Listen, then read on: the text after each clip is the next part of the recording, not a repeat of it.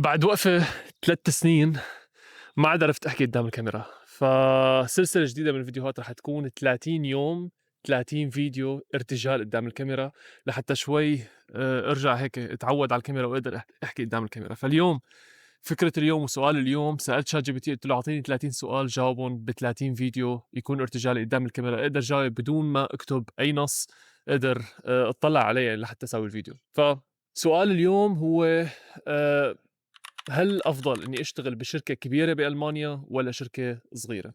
الشغل بالشركة الكبيرة بيعطيكم أول شي أنتم ما عندكم مسؤولية مقارنةً بالمسؤولية اللي بتاخدوها وقتها تشتغلوا بالشركة الصغيرة، وهذا الشيء إيجابي وسلبي. يعني ممكن يكون إيجابي إنه أنتم ما عندكم مسؤولية كبيرة تتحملوها، إذا أنتم غلطتوا فممكن يكون في إلها عواقب.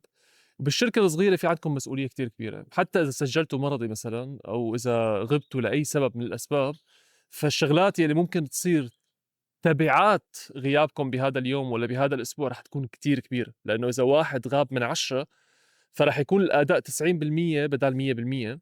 ففرق كتير كبير بين شركة كبيرة اللي عندها آلاف الموظفين، إذا غاب موظف ما حدا رح يحس بوجوده، بينما إذا شركة صغيرة وعندها بس 10 موظفين وغاب موظف، فقسم كامل تقريبًا بالشركة رح يتعطل.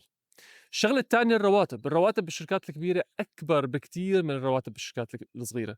الشركات الكبيرة يعني غالبًا أغلبهم بيشتغلوا عن طريق يعني بيكون المصاري اللي بتفوت عن طريق الأكسيون اللي هو عن طريق سوق الأسهم، وسوق الأسهم يعني تقريبًا فينك تقول إنه ما حدا عم يعطيك مصاري من جيبته، بالنهاية الشركة عندها مصاري وعم توزع مصاري على موظفينها.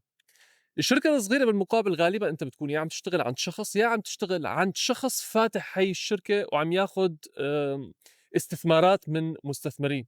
فإذا أنت غِبت يوم والّا قصّرت بشي والّا كانت نتائجك سيئة، فالنتائج رح تكون كارثية بالنسبة لإلك وبالنسبة لصاحب الشركة. فأي شي أي يعني الشركات الصغيرة بالنسبة لإلي أفضل والّا الشركات الصغيرة؟ كل شخص في عنده أهداف. إذا أنت كنت بفترة بحياتك بدك تشتغل كتير، بدك تنجز كتير، بدك تتجاوز بعض المراحل بسرعة، فالشركة الصغيرة رح تفتح لك كتير مجالات أنت ما ممكن تُتاح لإلك عن طريق الشركات الكبيرة. فهذا هو الفيديو، هذا هو الارتجال قدّام الكاميرا، بدون تقطيع، بدون تقطيش. ما باعرف كيف رح يكون الفيديو. باشوفكم بالفيديو الجاي.